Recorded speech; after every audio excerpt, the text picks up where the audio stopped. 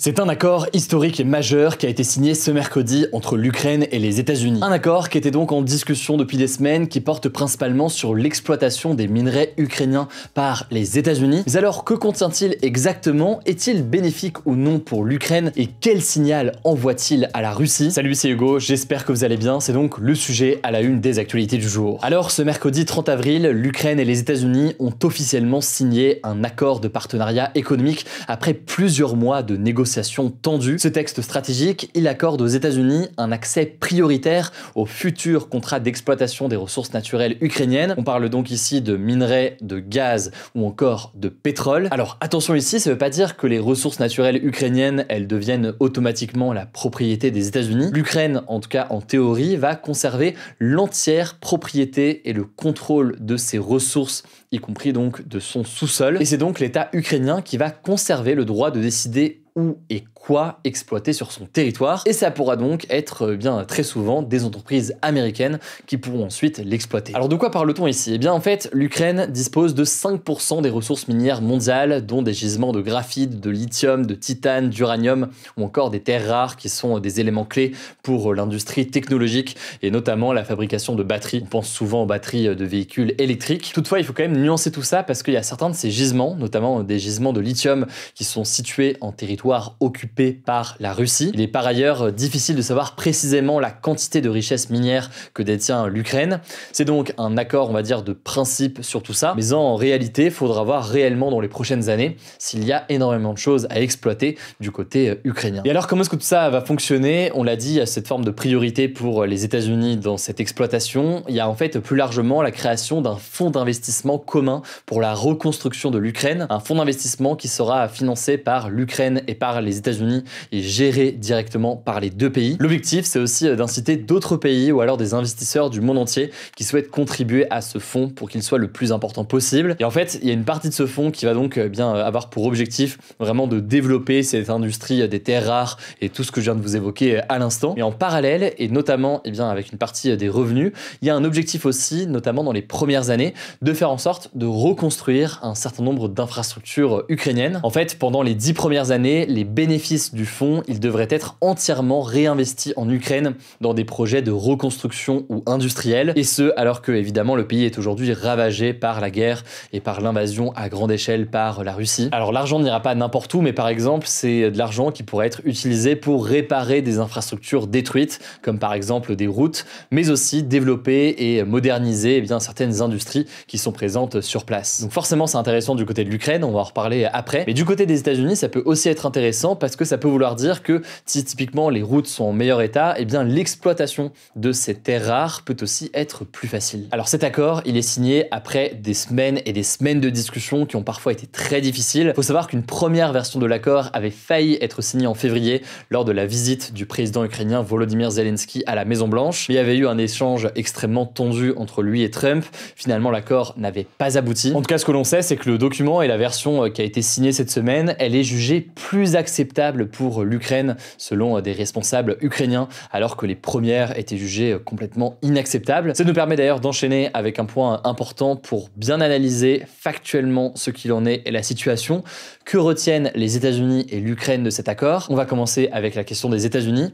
Le premier enjeu du côté des États-Unis, c'est de sécuriser des ressources cruciales pour le pays. En fait, en obtenant un accès privilégié à ces ressources et à ces terres rares, les États-Unis cherchent à réduire leur dépendance vis-à-vis d'autres pays, notamment la Chine, qui domine actuellement la production et la transformation de nombreux minéraux rares. Sauf que, vous le savez en ce moment, il y a une guerre commerciale qui oppose les deux pays, et donc les États-Unis ont tout intérêt à trouver des alternatives. Par ailleurs, cet accord peut être présenté par Trump à l'opinion comme une manière de garantir que les États-Unis vont obtenir une contrepartie à toute l'aide militaire et financière qui a été fournie à l'Ukraine depuis 2022 par Joe Biden. En gros, pour Trump, c'est une sorte de moyen de rembourser l'aide militaire américaine avec les recettes futures de l'exploitation donc de ces terres rares. Maintenant, attention, il faut rester factuel, il y a beaucoup de nuances à apporter là-dessus. D'abord, on peut noter que l'accord ne reconnaît pas comme une dette vis-à-vis des États-Unis l'aide militaire et financière américaine,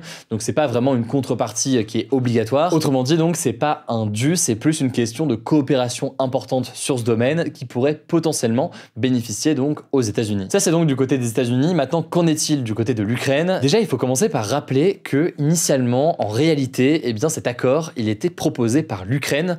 L'Ukraine, depuis longtemps, et Zelensky, depuis longtemps, y voyait un moyen de renforcer ses liens économiques avec les États-Unis et de trouver des sources de revenus potentielles pour la reconstruction de l'Ukraine à long terme. Alors, les versions initiales ne leur convenaient pas, on l'a dit, sauf que là, eh bien, on a pu entendre Zelensky saluer ce jeudi un accord qui, selon lui, est véritablement équitable et qui crée des opportunités d'investissement significatifs en Ukraine. Voilà, ça c'est donc la source d'espoir, on va dire, du côté des États-Unis et du côté de l'Ukraine. Alors maintenant, il y a beaucoup de nuances à apporter, notamment le fait que cet accord et la mise en place de cet accord restent hypothétiques. Déjà parce que c'est des choses qui prennent du temps, l'exploitation de telles ressources, ça peut prendre littéralement des années, donc les retombées économiques, elles ne seront pas forcément trouvables tout de suite. Par ailleurs, on l'a dit, il y a un certain nombre de terres rares qui sont présentes aujourd'hui sur des territoires qui sont actuellement occupés par la Russie et donc de fait que l'Ukraine ne peut pas exploiter. Par ailleurs, il faut noter que l'Ukraine n'a pas réussi à obtenir un point qui était important pour eux, à savoir la question de garantie de sécurité américaine. Le discours en effet du côté de l'Ukraine depuis des mois, c'est de dire eh bien on est favorable potentiellement à un cessez-le-feu. Et au-delà de la question des territoires annexés aujourd'hui par la Russie, l'un des enjeux c'est d'avoir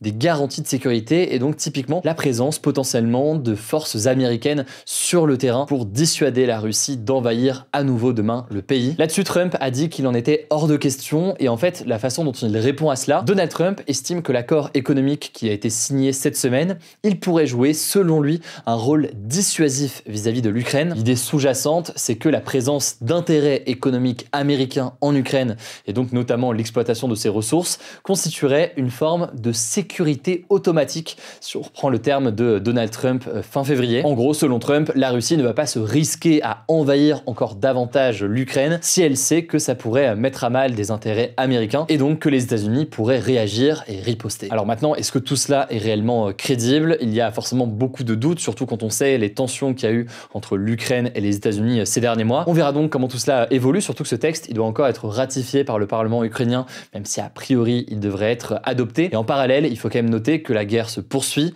Les États-Unis ont déjà déclaré à plusieurs reprises que l'Ukraine allait devoir lâcher du territoire à la Russie pour mettre fin à la guerre, ce que l'Ukraine ne souhaite pas. Par ailleurs, la Russie n'a toujours pas accepté un cessez-le-feu. La guerre donc se poursuit en attendant. Voilà donc en tout cas pour la situation aujourd'hui. Je vous laisse avec Samy pour les actualités en bref et je reviens juste après. Merci Hugo et bonjour à tous. On commence avec cette actu. En Syrie, Israël a bombardé ce vendredi matin le quartier autour du palais présidentiel à Damas, la capitale du pays. En fait, depuis le début de la semaine, la Syrie fait face à des affrontements confessionnels entre des combattants de la communauté druze, qui est une minorité religieuse issue de l'islam chiite, et des groupes armés liés au nouveau gouvernement sunnite. Selon un bilan transmis jeudi soir par l'Observatoire syrien des droits de l'homme, plus de 100 personnes ont été tuées en 2 jours. Face à ces attaques, le chef de la minorité druze a dénoncé une campagne génocidaire injustifiée visant des civils de sa communauté. Le groupe a donc appelé à une intervention immédiate de forces internationales. Israël, qui est un soutien du groupe druze et qui est un pays voisin de la Syrie, avait alors menacé de frapper le pouvoir syrien, je cite, si la violence contre la communauté druze persistait. Et donc je le disais, ce vendredi, des avions de combat ont frappé les environs du palais selon l'armée israélienne. De son côté, l'ONU a appelé toutes les parties à faire preuve d'un maximum de retenue pour éviter une escalade. Deuxième actu, en France, plus de 300 000 personnes ont manifesté ce jeudi 1er mai pour les droits des travailleurs selon la CGT. Le ministère de l'Intérieur parle de son côté de 157 000 manifestants. À Paris, la police a dénombré 32 000 manifestants et la CGT 100 000. Il s'agit d'une mobilisation en hausse par rapport à l'an dernier. Les manifestations se sont déroulées dans l'ensemble, dans le calme, mais à Paris, des élus du Parti socialiste ont été pris à partie. Le parti estime avoir été attaqué par des Black Blocs, donc des groupes de militants radicaux qui sont parfois présents en manifestation et qui utilisent souvent la violence. Le président du groupe socialiste à l'Assemblée nationale, Boris Vallaud, a dénoncé, je cite, des violences graves et inacceptables de la part des militants qui discréditent les combats qu'ils prétendent porter. Il a également annoncé que des dépôts de plainte étaient en cours. Troisième actu, à Anduze, dans le Gard, un homme de 70 ans a été victime d'une agression antisémite dans la rue. L'homme portait une kippa, un petit chapeau porté traditionnellement par des hommes juifs et nourrissait des chats dans la rue. Il aurait alors été arrêté par un homme d'une quarantaine d'années qui avait visiblement bu de l'alcool et qui lui aurait demandé une pièce. Face à son refus, l'homme lui aurait lancé un « Ah, t'es juif » avant de le frapper pour le mettre à terre. Il lui aurait alors porté plusieurs coups de pied en le traitant de sale juif à plusieurs reprises. L'agresseur, présumé de nationalité française, a été arrêté jeudi matin et placé en garde à vue pour violence et injure à raison de l'appartenance ou de la non-appartenance, vraie ou supposée, de la victime à une ethnie, une nation, une race ou une religion déterminée. De son côté, le procureur d'Alès a déclaré que le caractère antisémite de l'agression est avéré au vu du déroulement des faits. Quatrième actu, les cahiers de doléances des Gilets jaunes sont accessibles gratuitement sur demande pour tous les citoyens depuis ce vendredi. Jusqu'ici, ils n'étaient disponibles à la consultation que pour les chercheurs. Ces cahiers de doléances doléances, ils ont été rédigés entre janvier et mars 2019 lors du grand débat national, une consultation publique lancée à la suite du mouvement des Gilets jaunes très actif en fin 2018. À l'époque, le mouvement protestait contre la vie chère et particulièrement contre le prix du carburant. Ces archives contiennent donc plus de 19 000 cahiers de doléances dans lesquels les Français ont exprimé leurs revendications et préoccupations, mais aussi des comptes rendus de réunions ou des questionnaires remplis dans des stands de proximité. À partir de ce vendredi, il est donc possible de les consulter sur place dans les centres d'archives départementales ou nationales ou de demander une copie par courrier. Elle pourrait être accessible en ligne dès 2026 après un travail de numérisation et d'anonymisation des fichiers. Cinquième actu, aux États-Unis, la liberté de la presse subit une dégradation inquiétante ces derniers mois selon l'ONG Reporters sans frontières qui a publié ce vendredi son classement annuel par pays de la liberté de la presse. Les États-Unis sont 57e cette année au classement avec une perte de 2 places. L'ONG met en avant et en particulier les attaques quotidiennes du président Donald Trump contre la presse avec une administration qui, je cite, politise les institutions, réduit le soutien aux médias indépendants et marginalise les journalistes qui sont soumis à une hostilité, je cite, croissante. De son côté, la France perd 5 places au classement et arrive donc à la 25e place. Pour la 9e année de suite, c'est la Norvège qui est en première place. Et enfin, dernière actu, le très attendu documentaire sur la Chouette d'Or va être diffusé ce vendredi et ce samedi au cinéma. La Chouette d'Or, c'est une chasse au trésor qui proposait de retrouver une réplique de chouette enterrée quelque part en France à l'aide d'indices cachés dans des énigmes. Lancée en 1993, la chasse avait finalement été résolue en octobre 2024, plus de 30 ans après son début. Ce documentaire qui retrace la quête donnera notamment les solutions aux énigmes et l'emplacement de la chouette qui était tenue secret jusque-là. Une nouvelle chasse au trésor devrait être lancée ce vendredi. Merci beaucoup Samy pour ces actualités en bref. Alors pour suivre l'actualité ce week-end, rendez-vous directement sur notre compte Instagram. Vous le savez, le nom du compte c'est Hugo Décrypte. Il y aura aussi un nouvel épisode des Actus du jour ce samedi, puisqu'on continue à tester d'avoir les Actus du jour aussi le samedi. N'hésitez pas à nous dire ce que vous en pensez directement dans les commentaires. Prenez soin de vous, prenez soin de nos proches, et puis on se dit à demain pour une nouvelle vidéo.